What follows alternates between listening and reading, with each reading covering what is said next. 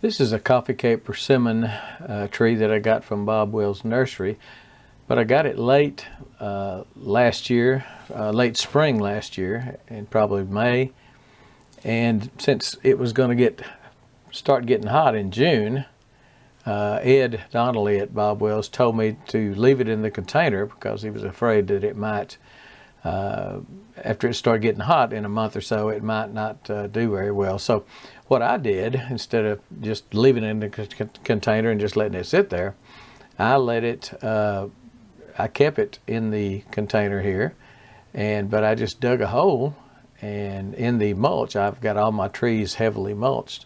So I just dug a hole in the mulch and dropped the tree down in there about halfway, just protect the roots from the Texas heat, and put my drip irrigation hose down in it, and it just made out like a champ all last year. So, but it's time to transplant. It's winter now, all the trees are dormant, and it's time to transplant. So let me show you what I'm going to do with this one, how I'm going to transplant this one. Persimmons are pretty hard to root, what Ed was telling me, and so, you know, roots may not do as well. You may not have as good a root system on a persimmon as you do on some other different trees, because it's just a little harder to root those trees. So what I'm going to do is dig this up, kind of just dig the mulch, dig a hole in the mulch, and then put the tree in, and it'll be planted in the ground then. Just kind of watch as I do that.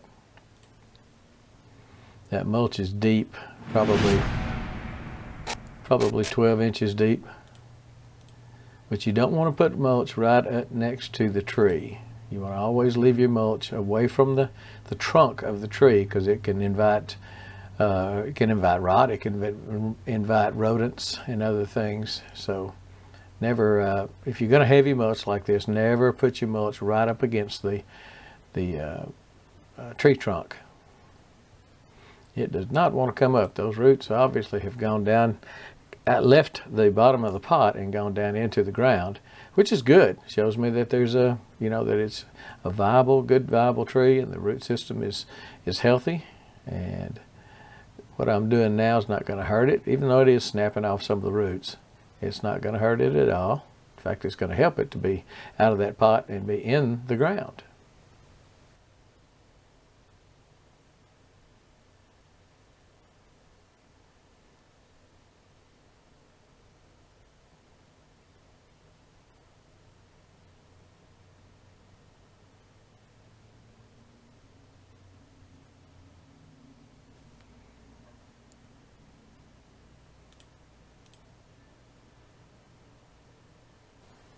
Now you see what I've got to deal with, and that's that red, hard red clay.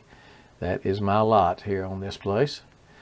But the Back to Eden method that I have used to transform my soil in my gardens and everything, it's just a black, composty, just a beautiful, wonderful soil. But that red you see there is what I actually have underneath all this compost.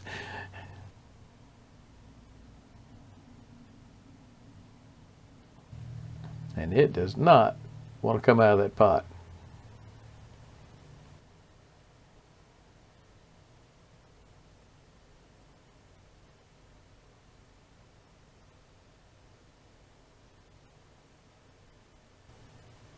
So plan B. I'm just going to cut the pot off of the plant. I really don't like doing that, because this is a good pot. It's a 10-gallon pot, and I could definitely use it again for something, for vegetables or something. So I hate to waste the pot, but that's about the only way I can see to get it out of there.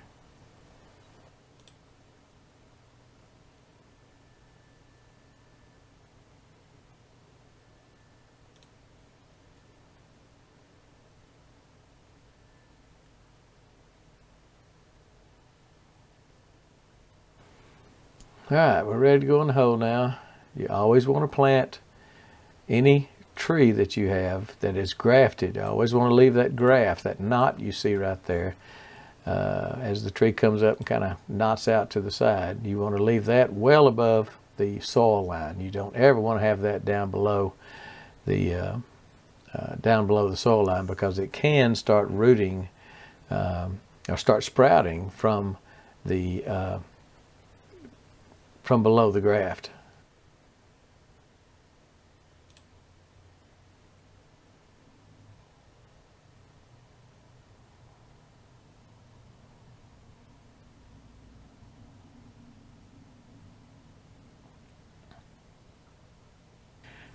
All right, this one's done. Next, I've got where I'm going to place a chocolate persimmon tree.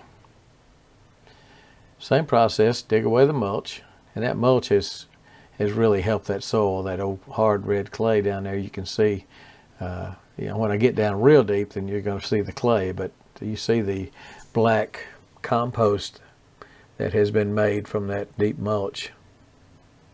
This is where an apple tree was that was just diseased, and I had to pull it up and just replace it with something that's going to do better in East Texas than an apple, and that is a persimmon or a pear. So I've got a pear I'm doing transplanting also, and they will both do well here in East Texas.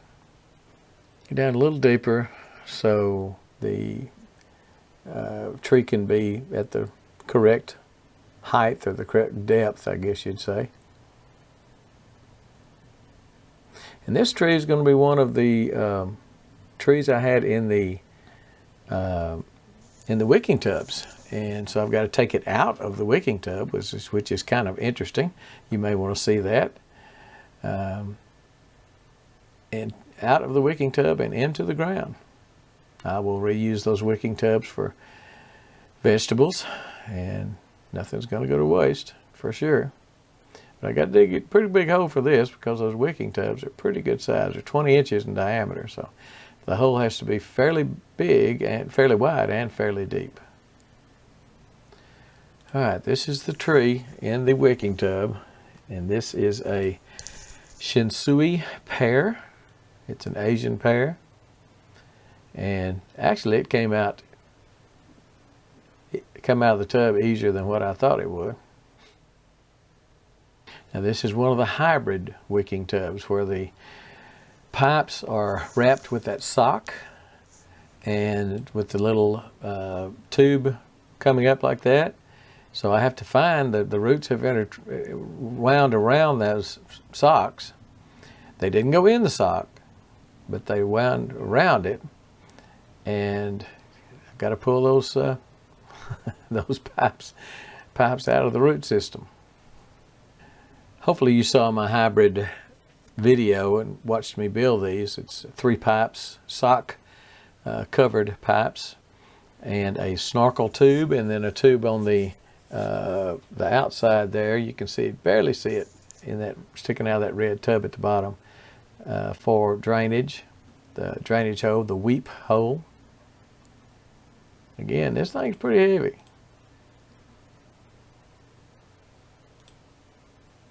So why am I doing this? Why am I transplanting? Well, it was always my intention to transplant the Shinsui pear, the Asian pear, and the persimmon tree, because they just, my understanding is they don't do well in a container like this, because they get a huge root system. The trees get big and just not. You probably could do it, but I've got enough land where I don't really have to. So it's I think it's going to do much better in the ground. And again, I had these apple trees that had died, 2 apple trees that were diseased, and I pulled up, and for that reason I had 2 spaces that I needed to fill up with something, so I filled them up with trees that are already well established in the wicking tub. So anyway, that's about it. We got them in the ground, and we're looking forward to seeing how they're going to do this year in the ground, and I will absolutely show you that. You know I will. So I believe that's it. We're gone.